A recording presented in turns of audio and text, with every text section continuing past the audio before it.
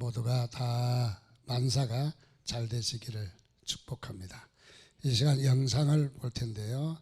영상은 철도에 철길을 이렇게 배가 지나갈 때는 들고 기차가 지나갈 때는 내리고 작업하는 한 분이 계시는데 아들이 그 기차에서 사고 나서 죽는 모습을 봅니다.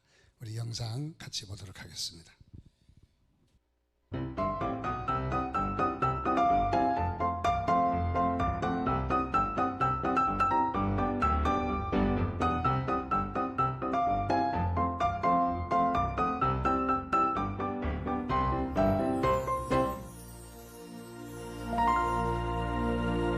체코 어느 마을에 어린 외아들과 단둘이 사는 다정한 아버지가 있었습니다. 아버지는 배가 지날 때에는 다리를 위로 올리고 기차가 지날 때에는 다리를 내려 철도가 연결되게 해서 기차가 무사히 지나갈 수 있게 하는 철도원이었습니다.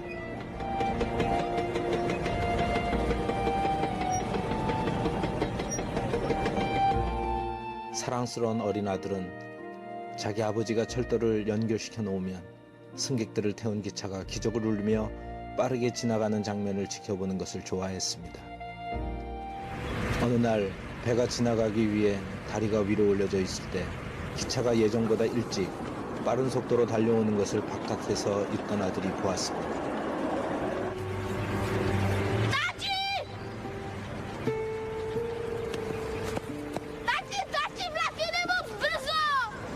아들은 소리치며 아빠를 급하게 불렀지만 기계 소음 때문에 아버지는 아들의 소리를 듣지 못했습니다.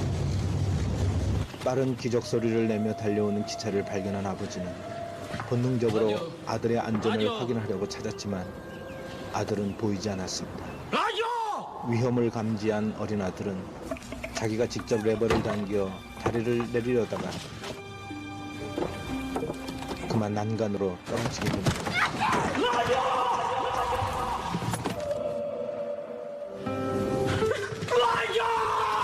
절규하며 아들을 부르던 아버지는 짧은 시간 갈등을 합니다. 그대로 다리를 내리게 되면 어린 아들이 다리에 깔려 죽게 될 것이고 아들을 살리고자 다리를 내리지 않으면 기차 안에 수많은 승객들이 대형사고로 죽게 될 것이 뻔한 상황이 되었습니다. 절박한 상황 속에서 어쩔 수 없이 아들을 포기하고 승객들을 살리고자 아버지는 다리를 내리는 쪽을 선택하고야 맙니다. 그렇게 사랑하는 어린 아들은 돌아오지 못했습니다.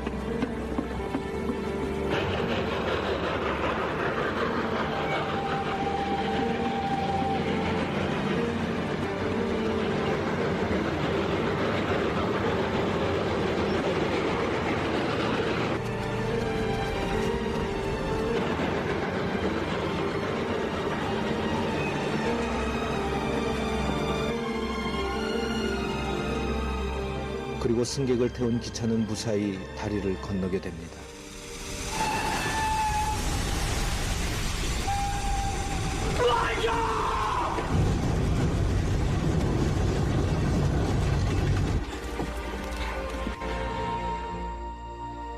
다리를 내린 후 뒤늦게 달려가 죽은 어린 아들을 꺼내어 부둥켜 안고 목 놓아 우는 아버지. 기차 안의 승객들은 어린 아이를 안고 우는 사내를 보면서 왜 저러고 있는지 그 이유를 모릅니다. 그저 무심하게 차창 밖을 응시하고 있을 뿐입니다. 그리고 승객들은 여전히 웃고 떠들며 자기들의 목적지를 향해 기차에 몸을 싣고 지나가고 맙니다. 성경은 선언합니다. 우리가 아직 죄인 되었을 때에 그리스도께서 우리를 위하여 죽으심으로 하나님께서 우리에 대한 자기의 사랑을 확증하셨느니라. 모스트는 체코말로 다리라는 뜻인데 영어로는 최고란 뜻이기도 합니다. 하나님은 죄인이었던 우리를 사랑하셨고 우리를 사랑하신다는 최고의 표현으로 당신의 독생자 예수 그리스도를 십자가에 매달려 죽기까지 내어놓으셨습니다. 우리가 받은 구원 안에는 당신의 아들을 기꺼이 포기하시고 우리를 택하신 하나님의 선택이 담겨져 있습니다. 하나님 아버지의 눈물과 마음을 헤아리는 그런 한 주간이 되시기를 축복합니다.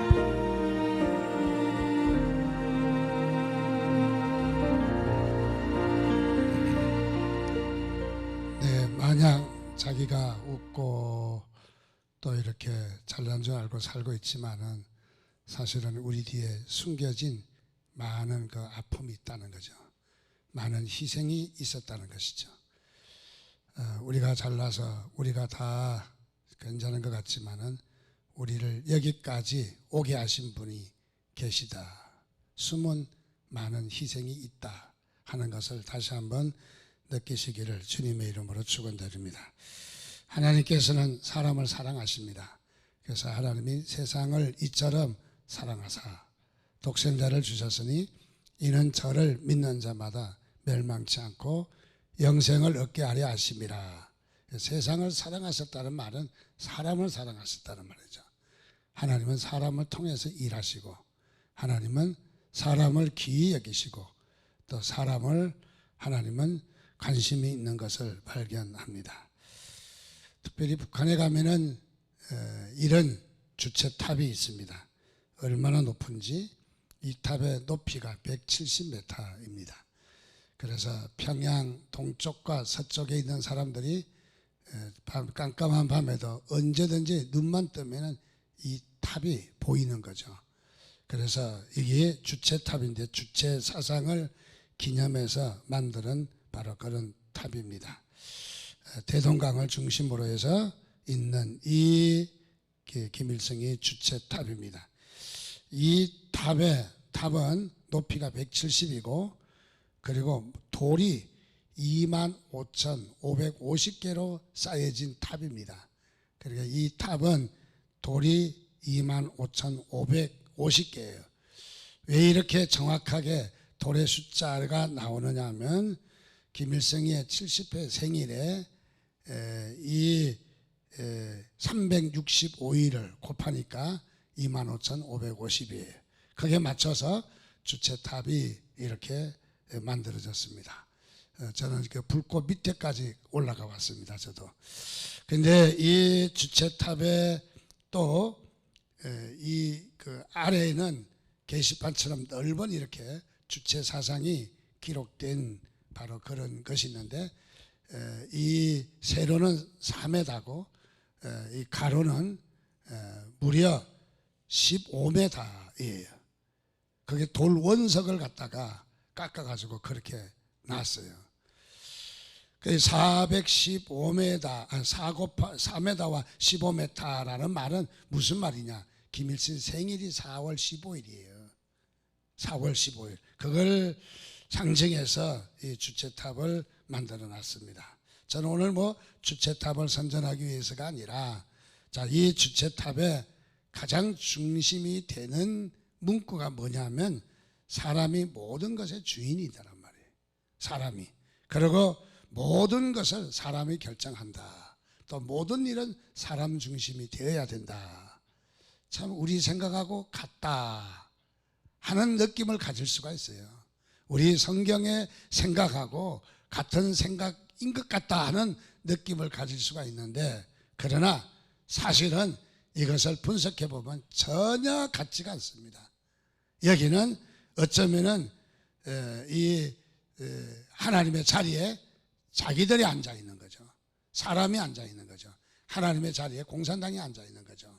그래서 이것은 결코 우리와 같은 맥락은 아니다 하는 것을 다시 한번 우리가 기억해야 됩니다. 성경이 말하는 사람 중심은 인본주의자나 사회주의자들하고는 다른 것이죠.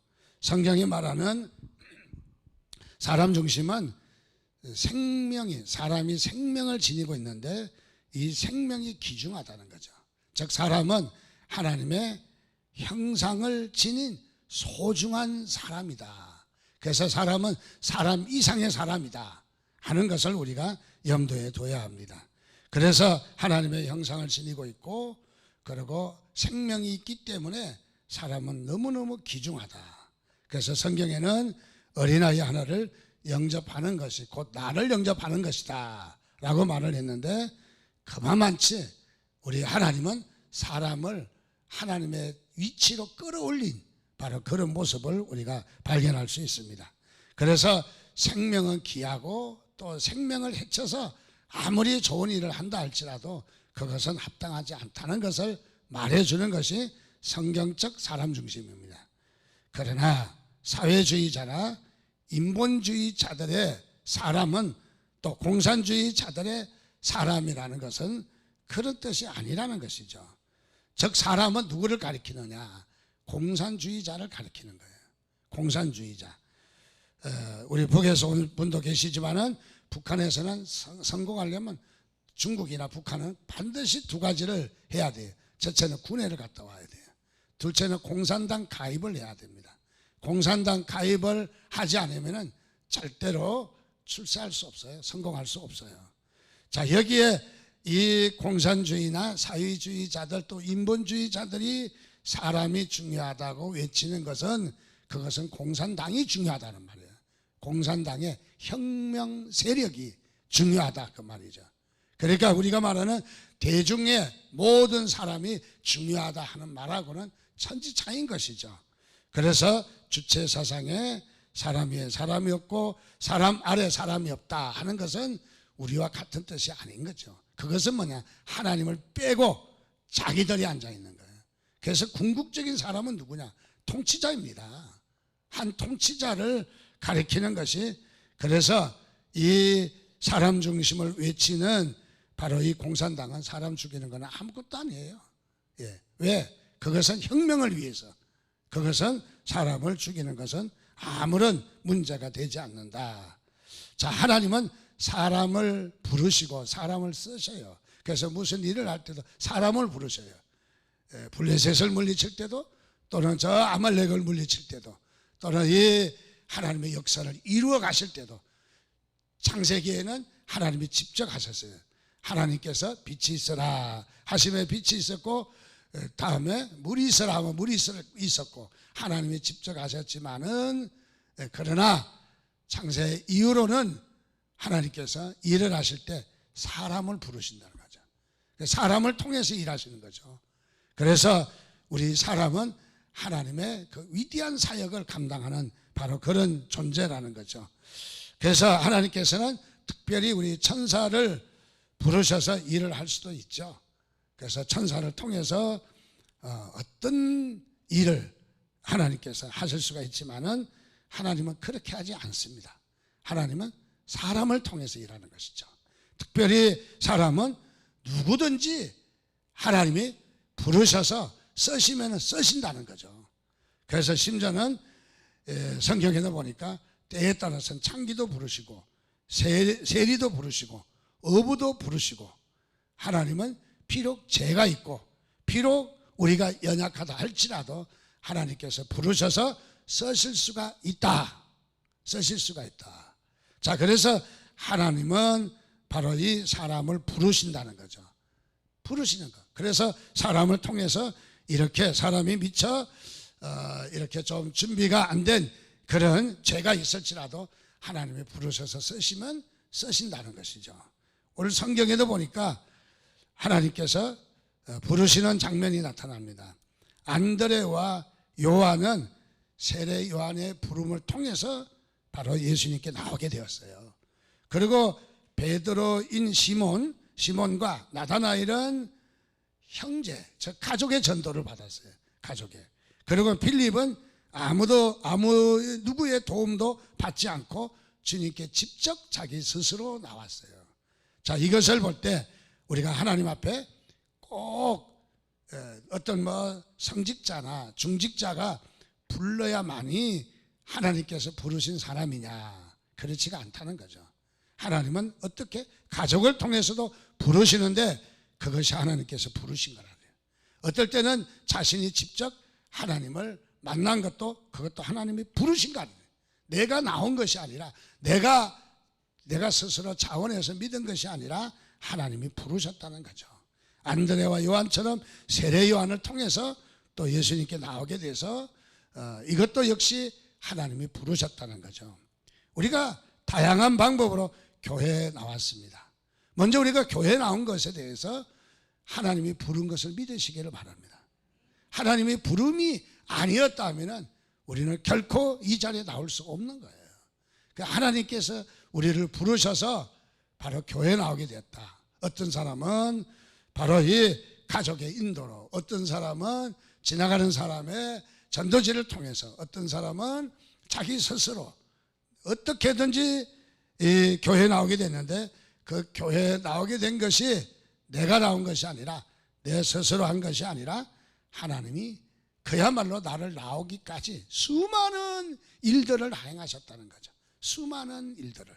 그래서 하나님은 나를 구원하시기 위해서 얼마나 많은 계획들을 이루시며 일을 하셨는지를 우리가 볼 수 있고, 또 아까 우리 영상을 통해서도 우리가 잘나서 사는 것 같지만은 많은 사람들의 또 많은 이 하나님의 계획 가운데 희생과 헌신과 수고와 눈물이 있었다는 것을 우리가 다시 한번 기억해 볼 수 있는 바로 그런 부분입니다.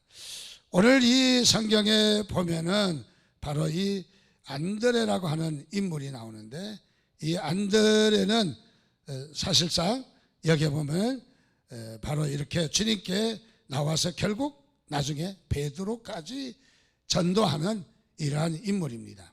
안드레라고 하는 이름은 남자 또는 사람이라는 말로 뜻을 가지고 있습니다.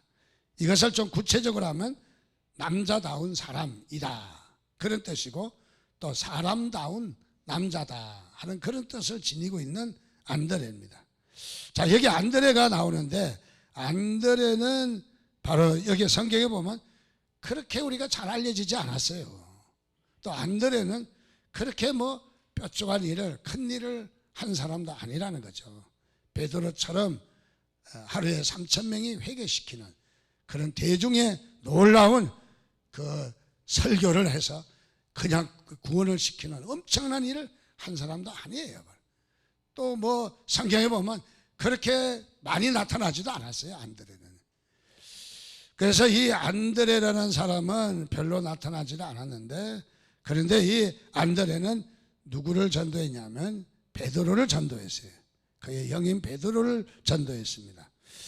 그래서 그것은 다시 말하면 무엇입니까? 3,000명을 회개시키지는 못했지만 3,000명을 회개시킨 베드로를 전도했던 바로 안드레인 것을 발견합니다.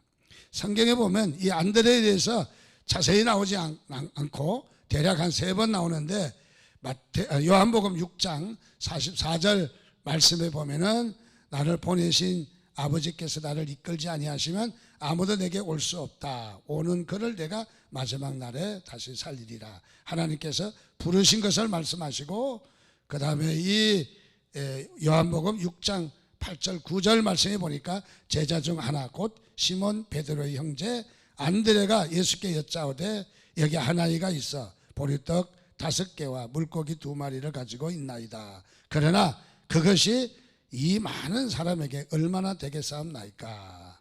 자, 첫째로 안드레에 대한 성경의 기록은 바로 이 벳세다 광야의 오병이어의 사건에 안드레가 나온다는 사실입니다.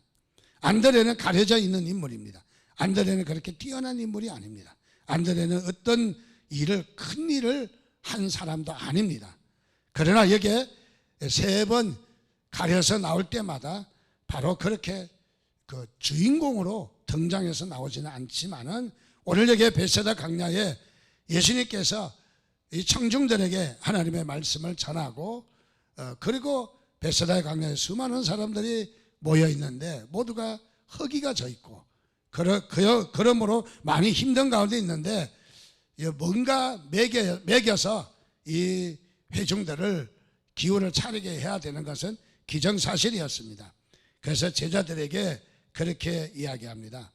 여기에 그야말로 군중들을 먹여야 되는데 어떻게 해야 되느냐라고 물었더니 아주 계산이 빠른 이 빌립이 계산을 합니다.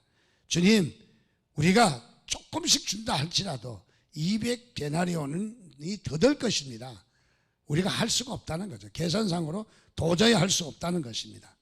자, 계산 빠른, 머리 좋은, 그야말로 실력 있는 우리 주님 앞에도 자신의 발걸음으로 뚜벅뚜벅 나왔던 빌립은 결국은 보니까 할 수 없다라는 이런 결론에 도달하게 됩니다.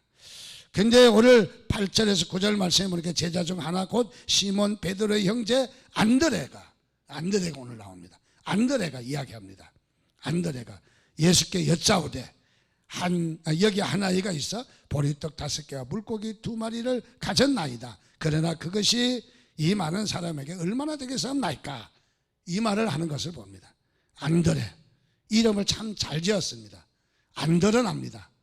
그래서 안 드러내려고 안드레라고 이름을 지은 줄 생각해 봅니다. 어쨌든 자, 그런데 이 안드레는 그렇습니다. 안 드러내지만은 그러나 얼마나 중요한 일을 합니까? 그야말로 안드레는 이 빌립은 안 된다고 계산상으로도 도저히 있을 수 없다라고 이야기했지만은 안드레는 무엇을 보았습니까? 어린아이의 도시락을 보았습니다.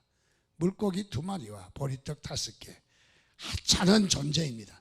그야말로 내놓기마저도 민망한, 오히려 내놨다가 이것 때문에 싸움판이 벌어질 수도 있었겠죠. 그러나 안드레는 이것을 드러내고 주님께 이야기를 합니다. 참 아무것도 아닌 도시락, 어린아이의 도시락이 그야말로 드러내는 역할을 합니다. 안드레는 자기가 드리지는 못하지만 남이 가지고 있는 것을 드러내는 역할을 하는 것을 봅니다. 어쩌면 베드로하고는 아주 대조적이에요.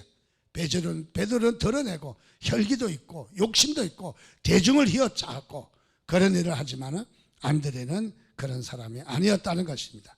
작은 것이지만 크게 볼 줄 알았습니다.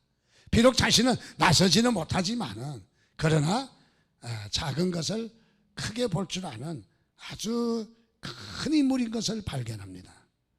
우리가 잘 알고 있는 우리 감리교회 원종수 권사님이라는 분이 계시는데 이분은 미국에서 의사로 또 아주 진료를 잘해서 인정을 받고 있는 좋으신 분입니다. 한국에 와서도 많은 간증을 할 때에 많은 그리스도인들이 은혜 받고 참으로 이런 분 같은 분이 없다. 영적이고 그리고 신실하고 그리고 그리스도인으로 정말 잘 살아가는 모습에 많은 사람들이 은혜를 많이 받는 그런 분입니다. 바로 자, 이분은 이런 분이 되기까지 어떤 사연이 있었느냐. 그분은 충청도 시골에서 자랄 때에 그야말로 형편없는 존재였다는 거죠. 알아주지도 않고 똑똑하지도 않고 공부도 잘하지도 않았다는 것입니다. 그런데 그런 차림이지만은 교회 가면 장로님이, 권사님이, 집사님들이 자신을 보고 늘 칭찬을 해 주더라는 거예요. 머리를 쓰다듬고 칭찬해 주기를 너는 특별한 사람이다. 너는 특별한 아이야. 하나님께서 너를 특별하게 쓰신단다. 그렇게 해서 이야기를 해 주었습니다. 어렸을 때는 이런 이야기를 들을 때마다 별로 감동이 되지 않았지만 성장해 가면서 이 소리가 어느 날 자신의 가슴을 파고들었습니다. 너는 특별한 사람이다 하는 말에 큰 충격을 받았습니다. 그리고 큰 감동을 받았습니다. 그리고는 이 원종수 젊은 학생은 어떤 마음을 먹였느냐면 그래 나는 하나님의 특별한 사람이야. 그래서 특별한 사람이 특별하게 살아야 돼. 특별하게 살려면 특별하게 준비해야 돼. 그러면서 열심히 공부해서 대학을 가고 유학을 가고 의사가 돼서 아주 훌륭한 사람으로 또 하나님의 백성으로서 아주 이렇게 잘 갖춰진 그런 사람이 되었다. 그래서 교회는 바로 어떤 곳이냐. 이렇게 연약한 아이지만 콧질질 흘리고 말썽 부리고 사고치고 문제아지고 그래도 교회는 무엇을 해야 되느냐. 자, 옥상에 데리고 와서 한 방 먹이지 말고 우리는 격려해야 된다는 거죠. 칭찬해야 된다는 거죠. 교회는 하나님께서 우리를 격려하라고 보내주신 거죠. 우리 성도들끼리도 보면 못난 사람도 있고 부족한 사람도 있고 또 이렇게 연약한 사람도 있지만은 우리 교회가 해야 될 일이 있다면 격려하는 일이에요. 그리고 잘한다고. 비록 지금은 미묘하지만은 그러나 앞으로 이 미묘한 그 존재가 나중에 얼마나 크게 쓰임을 받을지를 우리가 미래의 위대한 꿈을 꾸는 것이 바로 교회라는 것이죠. 그래서 우리 교회는 안드레처럼 이런 격려하는 바로 그런 우리의 삶이 되시기를 주님의 이름으로 축원드립니다. 저도 어렸을 때는 마음도 이렇게 강심장도 아니고 옆에서 많이 놀려대면은 가서 싸우지도 못하고 뒤에서 눈물을 흘리는 그런 연약한 존재였습니다. 어디 알아주는 사람도 별로 없고 우리 집에도 맏아들은 알아주는데 둘째인 저에게는 별로 손길이 오지 않았던 것 같아요. 제 기억으로는 생일잔치 한 번도 없었던 것 같아요. 따지러 가지는 않겠습니다. 한 번도 없었던 거예요. 왜냐하면은 음력 5월 열 하루니까 양력으로 6월 이제 말경이거든요. 모내기 할 때 아니고 모내기 할 때. 그래서 그때는 모내기 할 때였어요. 모내기 하시다가 야 오늘 네 생일이다. 그러면 끝이에요 그게. 반일 하시다가 어머니가 야 오늘 네 생일이다. 그러면 생일잔치 끝이에요 그게. 그래서 저는 미역국을 뭐 생일잔치에 먹어야 된다는 그런 생각은 별로 없어요. 그래서 그렇게 어렵게 살아갔습니다. 집에서도 별로 칭찬 들을 일도 없고 또는 어딜 가도 칭찬 들을 만한 그런 존재는 못 되었습니다. 그때 하루는 여름 성경학교를 해서 교회를 갔습니다. 교회 가니까 참 재밌더라고요. 그런데 재미있는 것보다 더 좋은 게 있었어요. 강냉이 튀긴 거 그거 한 봉다리 주는데 세상에 그렇게 좋을 수가 없어요. 그거 얻어먹기 위해서 내가 일주일간 가서 고생했다니까. 매일 주는 것도 아니야. 일주일에 한 번 줘. 성경학교 끝날 때. 근데 그거 얻어먹으려고 교회를 갔습니다.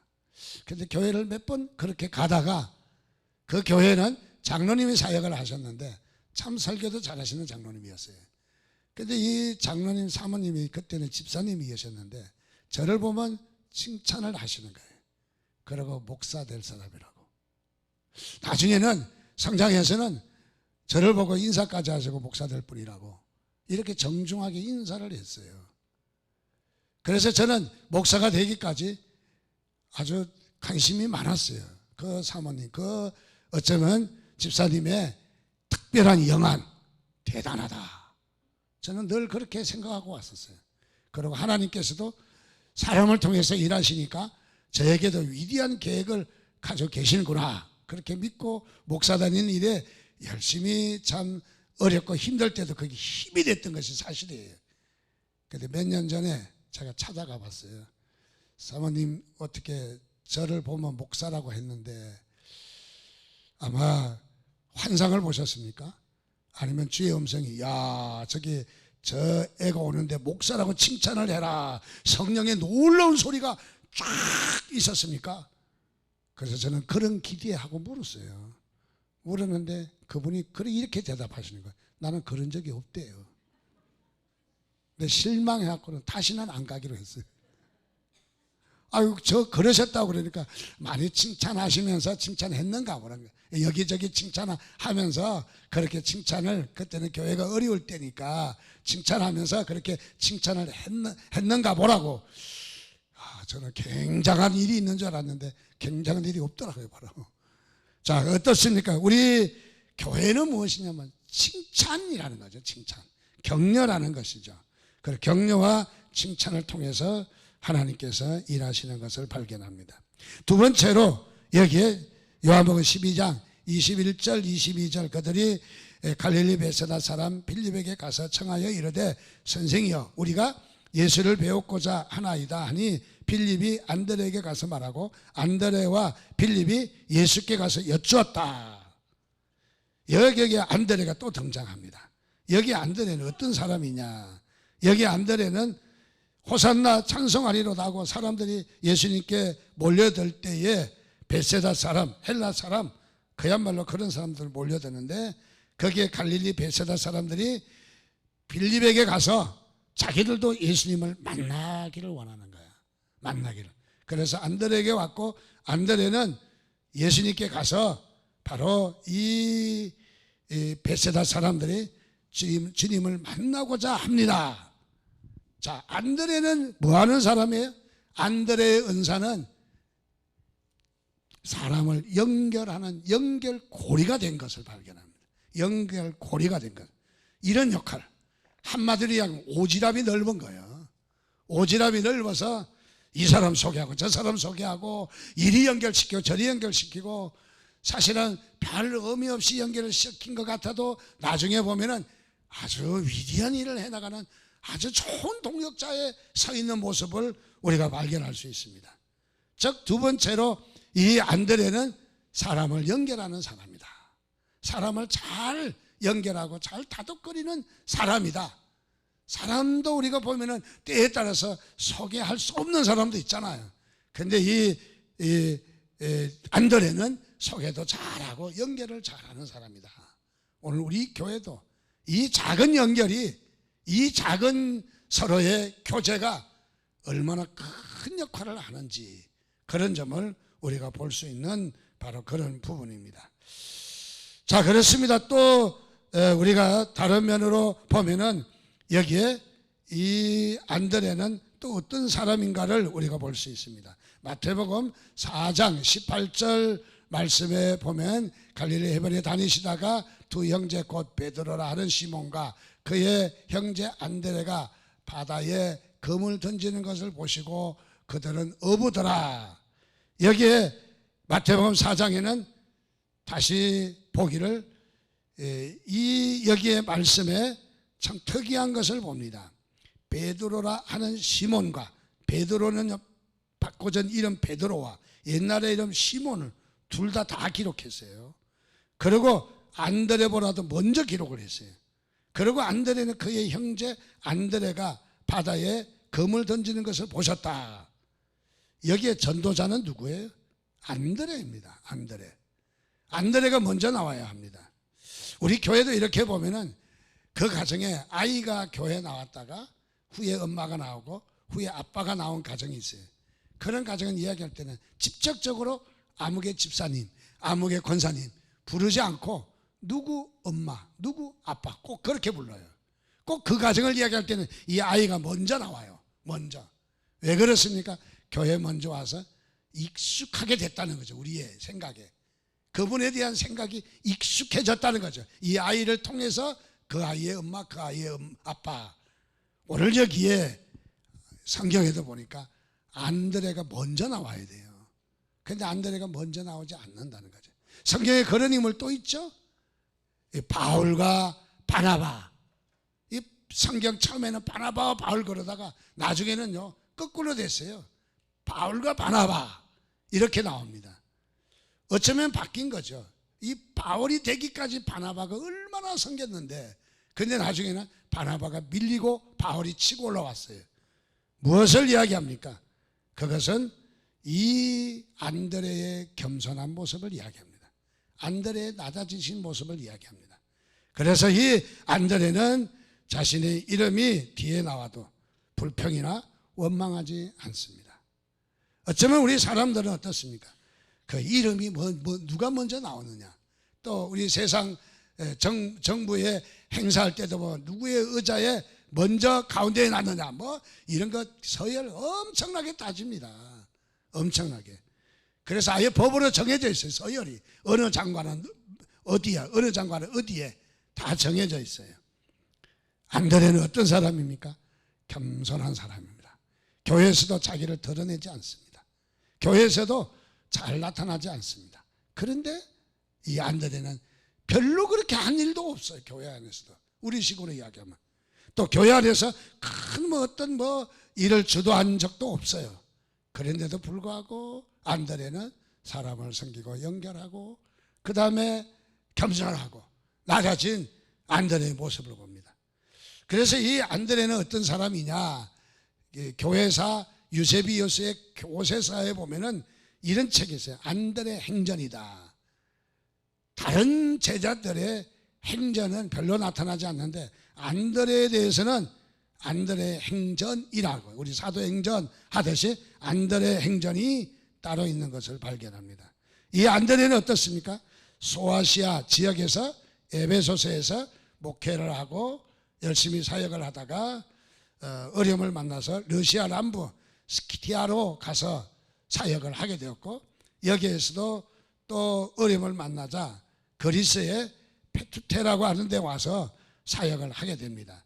이 페투테에 와서 사역을 할 때 주지사를 만나게 되는데 주지사의 동생과 부인을 전도하는 아주 쾌거를 이뤘어요. 그래서 이렇게 전도를 했더니 주지사 에게테스라고 하는 주지사가 여기에 반감을 사서 자신의 부인과 동생을 전도한 일에 대해서 반감을 사서 안드레를 처형하기로 합니다. 그래서 안드레가 순교를 하게 됩니다. 말이 없이 조용하지만 보니까 그렇게 막 대단한 사람도 아닌 것 같지만은 그러나 안드레는 어떻게 합니까? 조용히 말없이 그는 섬기다가 순교를 하게 됩니다. 순교라는 위대한 일을, 엄청난 일을 하게 됩니다. 이 안드레가 순교할 때는 이렇게 순교를 했습니다. X자 십자가에 달려서 순교를 하게 됩니다. 그래서 이 X자 십자가는 이렇게 이야기합니다. 안드레 십자가라고. 우리 십자가가 모양이 각각 다 있죠. 우리 기독교의 십자가는 3면이 똑같고 하나가 길어야 되고, 캐톨릭의 십자가는 4면이 똑같은 4개 가지가 똑같아야 되고, 그러면 십자가가 있어요. 그래서 멀리서 봐도 저거는 기독교다, 저거는 천주교다 하는 걸 우리가 구분할 수 있어요. 근데 십자가도 X자 십자가도 있고요. 여러분, 십자가도 또 어디에 있는지 아십니까? 십자가 잘 걸어놓은 데 있어요. 어디에? 절간에. 절간에 가면은 이래 된 거 있잖아요. 이래. 봤어요? 안 봤어요? 안 봤다고요? 봤잖아요. 그게 십자가예요. 십자가예요. 그게. 그리스 십자가예요. 그리스에서 쓰던 십자가예요. 그러니까 대체적으로 불교의 문화가 그리스에서 많이 받아왔어요. 그래서 그리스의 이 그 신의 형상들을 보면 뭐 우통을 다 벗고 있고 머리도 빠글빠글하고 그 뭐 석가도 동양 사람인데 이제 그렇게 많이 흉내낸 그런 것들이 많이 있잖아요. 근데 그 중에 그때 십자가가 묻어온 거예요. 아무도 믿지는 않아서 제가 설교할 기분이 안 나네. 실제라니까요. 그것은 불교 마크가 십자가 마크예요. 그래서 저는 이렇게 이야기합니다. 불교도 구원은 십자가로 말미암는다. 그렇게 해석하면 좋을 듯 합니다. 뭐 그렇게 걸지는 않았지만은 어쨌든 그런 십자가가 나왔다는 거죠. 자, 여기에 오늘 저는 안드레를 통해서 비록 조용하고 교회에서 큰 일은 하지 못했지만 뒤에서 숨어있는 그런 존재지만은 위대한 일 두 가지를 했어요. 하나는 정말 십자가 앞에 나서 순교를 당하는 일을 했어요. 얼마나 위대한 인물입니까? 순교를 당하는 일을. 그리고 또 한 가지는 여기에 사람을 세우는 일을 했다는 거죠. 사람을 세우는 일을. 그래서 어린아이 도시락 미묘한 것이지만은 하나님께 쓰임 받았어요. 안드레는 어떤 사람이에요? 교회에서 말없지만은 칭찬하고 격려하고 세워주고, 비록 큰 일은 못하지만은 작은 일에 대해서 격려하는 아주 훌륭한 사람인 것을 봅니다. 저는 오늘 이 말씀을 보면서 우리도 큰 일을 할 수 있는 사람은 큰 일을 해야 되고, 하나님께서 그렇게 부르신 사람도 있어요. 그렇지 않는 사람도 있다는 거죠. 비록 큰 일은 못하지만 격려하고 또는 겸손하고 다독거리고 연결시키고 하는 일은 결코 작은 일이 아니다. 결코 이 일은 그야말로 별 볼 일 없는 일이 아니라 이 일도 위대한 일이다. 오늘도 우리가 안드레처럼 귀하게 쓰임받는 우리의 삶이 되시기를 주님의 이름으로 축원합니다.